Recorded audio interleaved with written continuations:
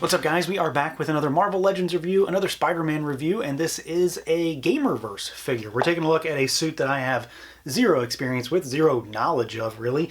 The Velocity suit Spider-Man. So whatever this is, here's a figure of it. We've got it here in our standard but different Legends packaging. This is the Gamerverse version, so it's got the white motif figure in the window, and then you've got artwork on the side, as well as product shots of the figure, and then the entire wave, and that Build-A-Figure on the back with a little bit of a bio. So let's do it. Let's pull them out and take a look. Alright, so here we go, our Velocity Suit Spider-Man out of the package. A Spider-Man that I have no idea about because I never played the Spider-Man game, because I really don't have time for video games. If I did that, you wouldn't be seeing this review likely. So, I don't know a lot about this. I know that it's from the game, and I'm pretty sure it's game specific, and it makes him faster. And that's about all that matters, because I don't think there's a whole lot more to it, really. So we've got a pretty interesting figure here. There's some cool stuff going on, and some kind of odd stuff going on, I suppose. We've got a pretty standard figure, honestly, and that's where I feel like, to begin with, this guy kind of falls a little flat. This and the other Spider-Man in this wave, because they're not the most dynamic bodies. These, I don't know if these are new or not. They certainly don't look like any bodies I've ever seen before, and this looks very much new to me. So if someone knows if there's any parts reuse going on here, let me know. I've said a million times that's usually something I always blank on when I'm doing this, but it's not the most dynamic body. It has no butterfly joints.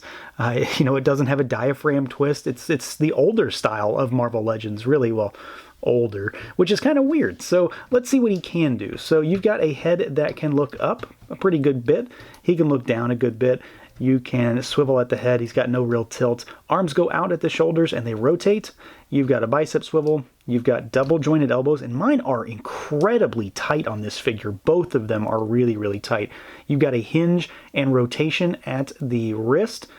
You've got your ab crunch. He goes forward and then he goes backwards. You got a waist twist. Legs go out a pretty good bit, not all the way. They kick forward. It's not 90 degrees. You'd have to twist them to get them to go 90. So straight up, they do not, but you can fudge it a little bit. They go backwards a little bit. Thigh cut, double jointed knees, of course. And then you've got your rocker, and you got hinges down at those ankles. So he's not missing anything, I suppose, but I would have loved to have seen more current style stuff, the diaphragm cut, or the diaphragm and an ab crunch, which would be fantastic for this figure in particular, especially with this cut right here at the chest. That would be the great place to put it. And then butterfly joints. He could have absolutely benefited from butterfly joints. Obviously, this guy is a suit of armor, so, well, armor in some way, I suppose it looks like anyway. So maybe that complicated the engineering about that, but I can't understate the fact that I wish he could move a little bit more.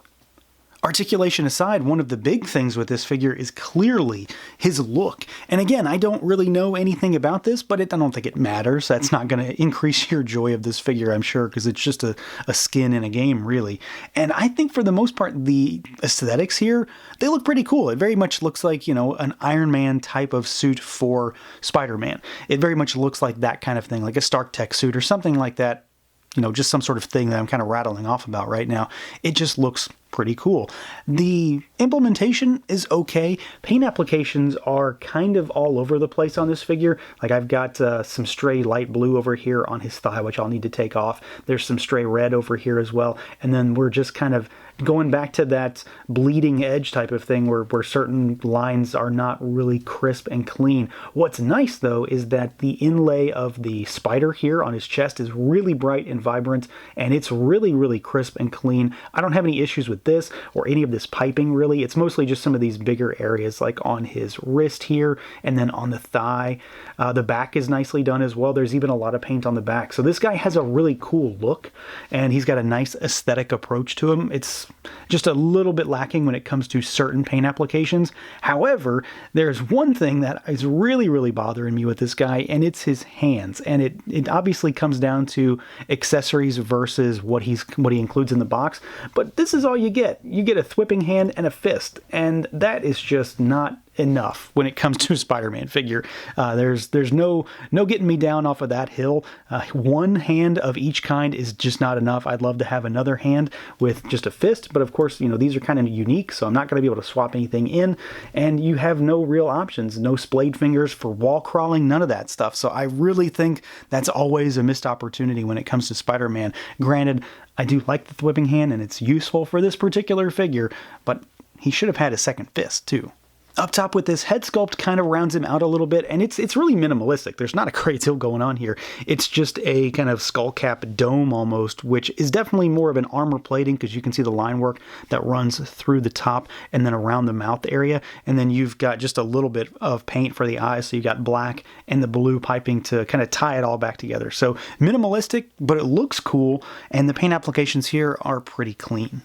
Now, I've already harped on accessories, sort of, in regards to the hand situation, but he does come with one accessory outside of his BAF piece. He comes with something that, frankly, I think every Spider-Man should come with in one way or another because, well, it's his power.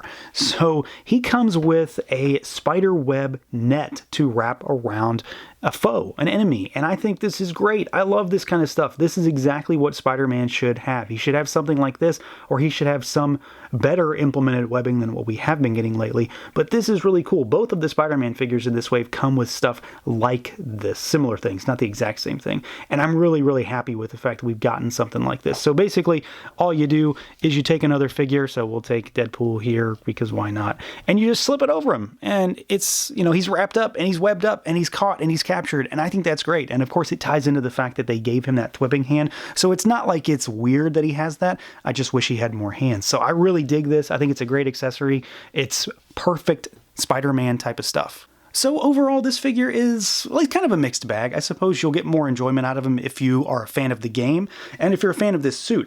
I went into him blind, so I don't really have any frame of reference for him. I do like the way this suit looks, and of the two Spider-Man figures in this wave, I like this suit the best. I do think, that, however, that the figure is on the wrong kind of body. He needs more mobility. He needs to have a butterfly joint. He needs to have a diaphragm cut. I think that would have made a world of difference as far as me enjoying him. Of course, I do wish he had more hands. That's always what I want when it comes to Spider-Man figures, but in order to sort of make up for that, it doesn't always excuse it, they gave him a great spider web accessory, which frankly I've been harping on for a while, that they all need to come with stuff like this because it is his power. He needs to be able to demonstrate it when you're playing around with the toy, and I love this net idea. I think they did a really good job with that, and honestly that's probably my favorite part of this thing because you can use it with other figures and it won't look weird. It goes with any Spider-Man figure you've got access to. So that's going to do it for this look at the Marvel Legends Velocity Suit Spider-Man. Let me know what you guys think. Feel free to like, comment, subscribe, and share, and until next time.